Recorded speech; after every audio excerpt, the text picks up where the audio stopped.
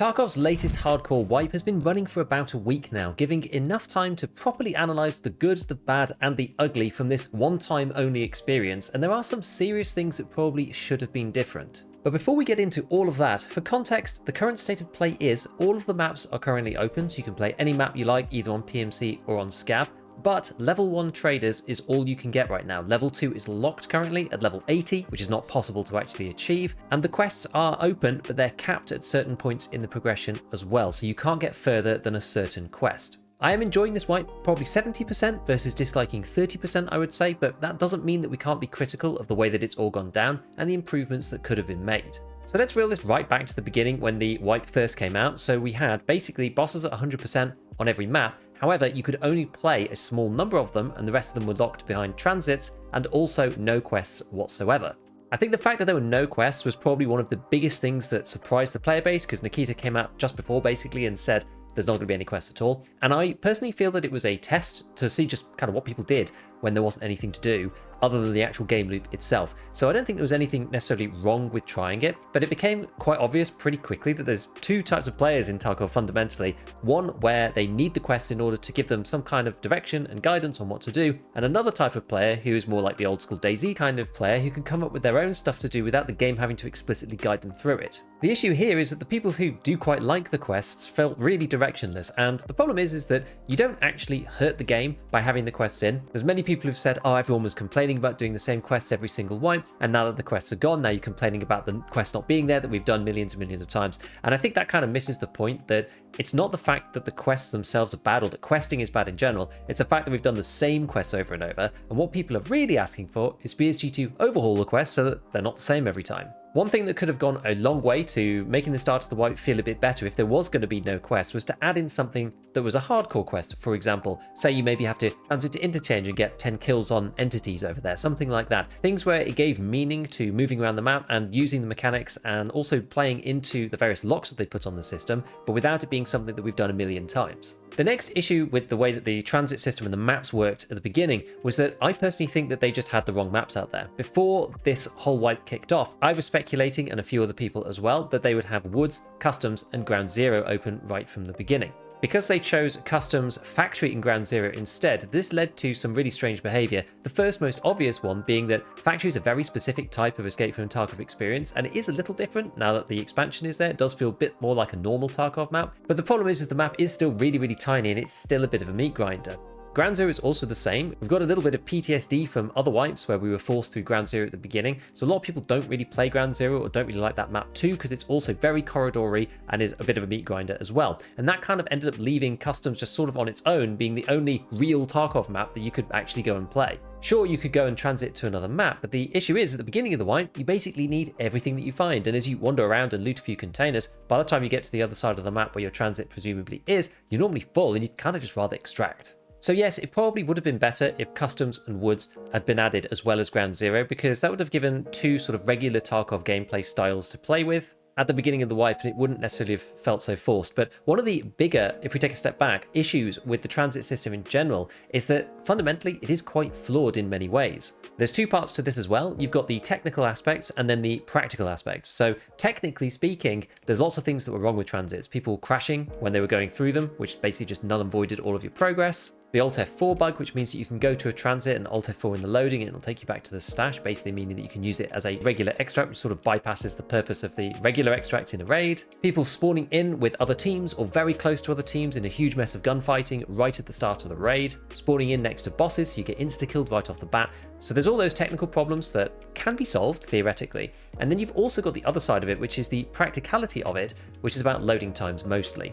Even when it's working perfectly and the technicalities of the transit system are all ironed out, there still will be practical problems with it. So say for example, you're on Customs and you want to go to interchange. You load in and it takes you 4 to 5 minutes to load into a raid. It's not necessarily so bad because you can play with your stash at the beginning when you're loading into Customs.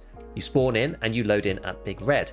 You're right next to the bus because you're in that corner, but it's 1 minute until the transit opens. You then basically sat twiddling your thumbs because the whole point of you going into this raid in the first place was you to go to interchange and you're already there. So 1 minute is not enough time to really go and do anything, so you may as well just stay in the area. Then you've got to hop onto the bus, you've got to hold down the button for a few seconds, then you have to wait 20 seconds for the transit, then it's going to fade out, then you get put back into another queue, which you then have to load into interchange, maybe that's going to be another 4 minutes, so we're talking like 10 minutes before you even actually get to play the game. And this is when it's working as it should. We know that BSG have battled with load times for many years, and one thing that would go a long way to fixing this is that they extend what they've already done for when you're loading in the first place, so that you can actually do something else, use the hideout or look at the handbook or something, anything, so that you can do something while you're in queue. So one of the biggest problems with transit is that you are completely locked out of your character in any way, so you can't even look at your stash while you're in that transit queue, which is unlike when you load into a normal map. Obviously, the correct answer is to make the queue time shorter. Failing that, giving players something else to do while they're transiting is the next logical step, which is an argument that we made for years and years and years about the basic matchmaking, and they did manage to finally put through a sort of halfway solution for that, which definitely has helped, but they could go a lot further to make the transits work. Another issue with it is that transits are basically all or nothing. If you decide that you want to go from ground zero all the way to shoreline, it's a real slog to get through the entire map. If you get halfway there and then something crops up or you have to go or whatever it might be, you just have to extract normally and lose all your progress. The transit system could really do with some kind of island in between the two maps, and say, for our example before, you go from customs to interchange, you go out the extract and it says, would you like to continue with your raid? You could potentially say no, and your PMC would be left frozen in this in-between state where you can't move anything from your stash onto your player, but it allows you to quit the game and save your progress so you can try again tomorrow. I think one of the biggest issues about transits is that, yes, it's quite a new feature, but I believe that BSG are probably struggling with this feature the most out of all of them. Other features kind of come and go, most of them aren't that critical, but the problem with transits is that they've come quite late, and I have a suspicion that they are fundamental to 1.0 in the storyline. This is the reason why they're pushing them so much, this is the reason why they're testing them so much, and this is why BSG kind of seems to have some kind of fetish about including them into the game, because I don't think the 1.0 storyline is going to work properly without them. On that basis, there does need to be a lot more work to go into them if they're going to be forced. It doesn't matter if they're along the side, there's a couple of transit quests here or there, because you can plan for that and you know what you're getting yourself into, but if they're baked into the base game fundamentally, you don't have any option at the start, they're going to have to work a lot better than they do now, otherwise it's going to be a really poor experience. Alright, so let's stop talking about transits specifically and talk about some of the other effects that it had.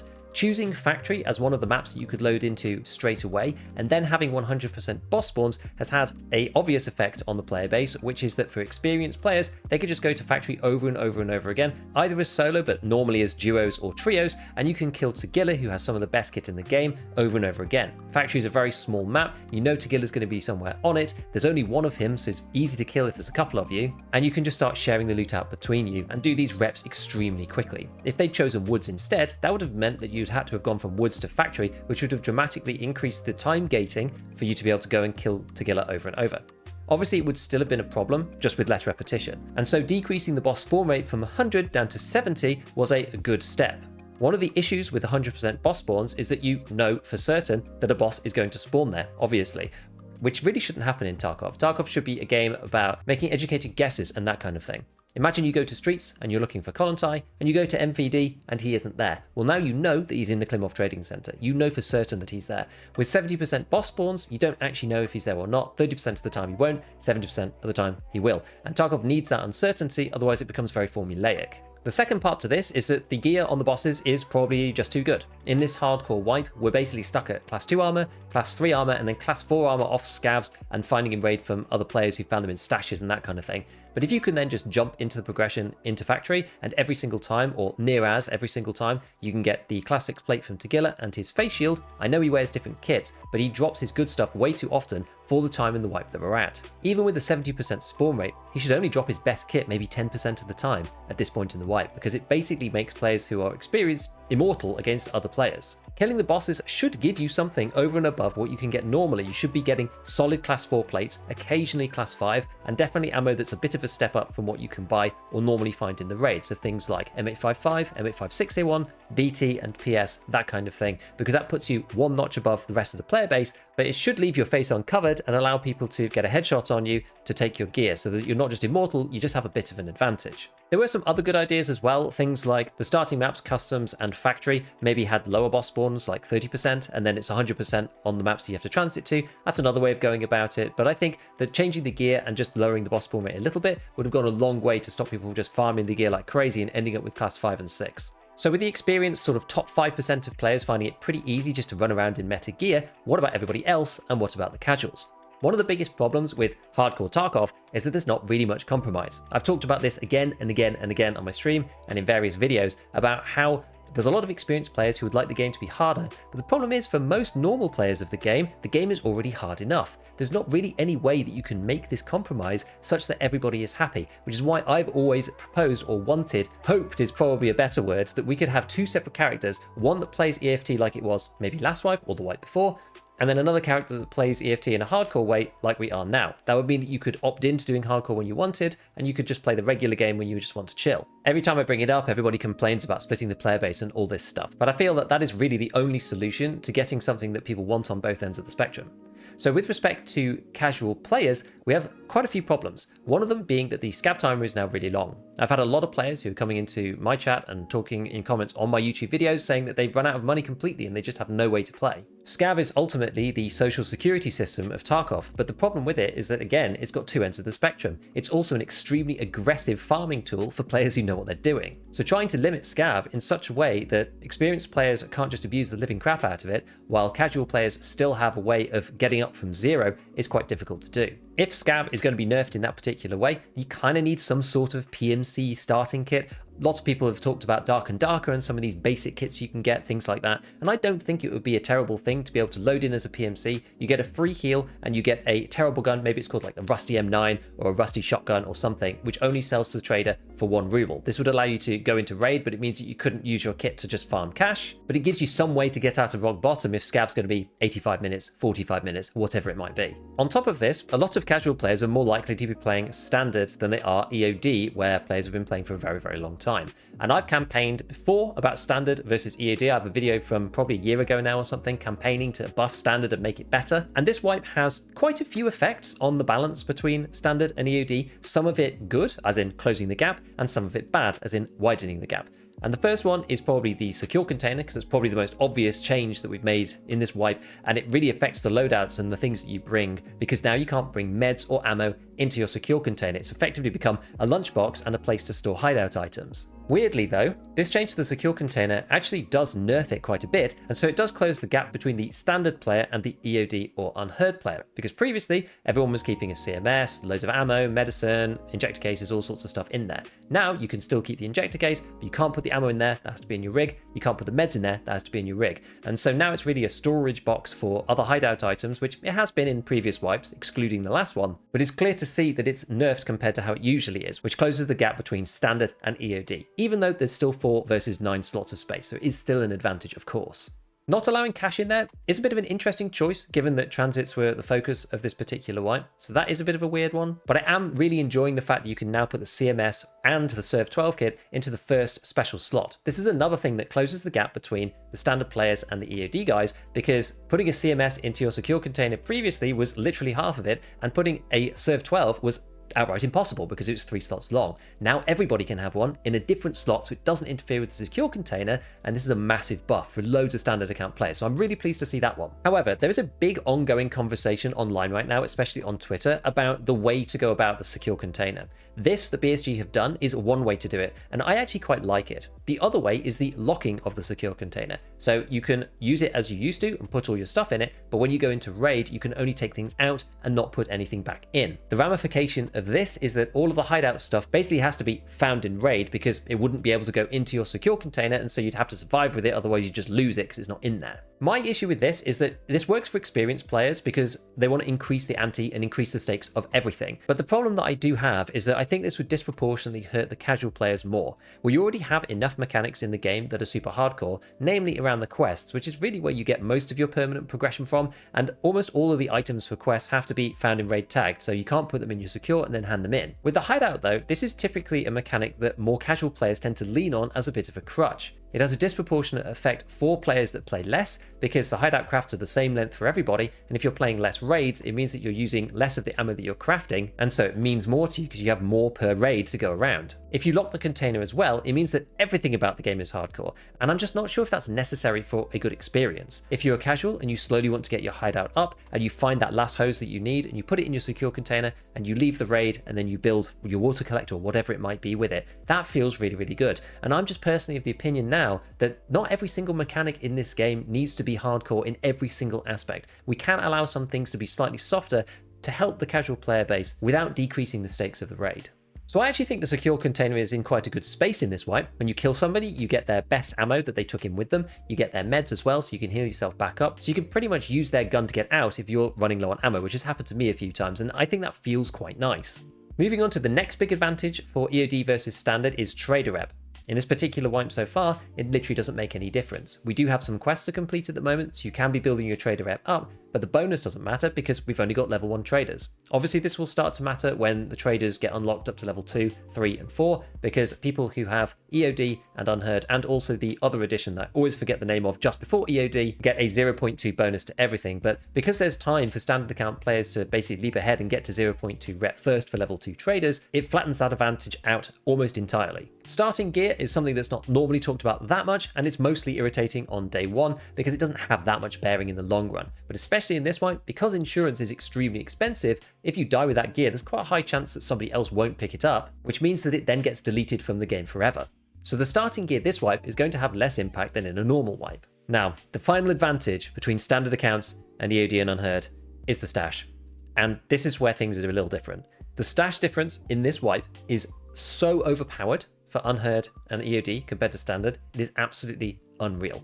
In my opinion, partial hand-in can't come any sooner, because with all of the hideout items being doubled, you have to store an immense amount of items, and there's just no way that a standard account player can do this without having to sell stuff that they definitely are going to need in the near future. For example, on Reddit, I was just browsing through and I saw a post about Vents level 3 requiring 128 stash squares to complete, which is approximately 1/3 of a standard account's entire space. For context, it's also about 65% of an entire Scav junk box on its own just for that one module. So if you could hand those things progressively over time, that would go a really long way to alleviate some of these issues that the standard guys have around storage. BSG have just brought in some more lines to buy. I think originally you could buy up to 28 or something, and now you can buy 50 or so. Yes, it does seem a little bit opportunistic, but of all the pay to win things, this is probably the one that I care about the least. Stash space differences have been in the game forever, so we're not really breaking any new barriers by putting it in, and allowing people to pay for a bit more storage space so they can optimize their life doesn't really affect other players particularly, especially in the context of the other editions. My final big criticism of this wipe is about Arena. I personally think that Arena should just have been completely shut off, and I know you can't get access to ref yet, but the fact that you can move over 750,000 rubles per day on Arena as an EOD or Unheard player is outrageous. Yes, things are more expensive now. The Scav junk box is 1.8 million or something like that, but to make that 1.8 million in the base game, it takes a serious amount of grind and dedication. Most of the items are running at 10k per slot or less if you're lucky, and so that 750k this wipe has so much more meaning than it did in the previous wipe because it's so much harder to make that cash. I've personally not been moving money over from Arena because I feel like it kind of steals the experience of this hardcore wipe, and if we're only going to get to try this once, I want to do it the right way and I want to feel it properly. It's an experience for me. It's not just about min-maxing and optimizing everything. For me, Arena cheapens that experience through transferring the money. I think it should have been limited at something in the region of 50,000 to 150,000 rubles per day at the very most. I don't blame anybody for moving the stuff over if you do have Arena, because, you know, you may as well, right? BSG allows you to do it, so why not? But I think it really does take a lot of the integrity out of this hardcore wipe for me. The last thing I want to comment on is something that I do think has been done really well, which is the AI. We know that there were going to be AI changes and they said that the bots were going to be harder, but it seems in practice what they've done is they've made the bots a lot more aggressive, but actually a lot less likely to hit you. I noticed this when I was testing on Factory and I was standing there trying to get a light and heavy bleed so that I could work out exactly how much different it was versus the previous wipe, and the bots were just struggling to hit me at all. This is exactly the way that Scavs should be. Scavs are basically like DayZ's equivalent of zombies. They're there to aggravate the player, to put pressure on you, to allow other players to hear where you are based on firing unsuppressed shots, and that kind of thing. They're not really there just to headshot the player from 500 meters away. That doesn't feel good, and it doesn't make you want to continue playing the game. So on that basis, I actually think BSG have done a really good job, and I hope that they stay this way.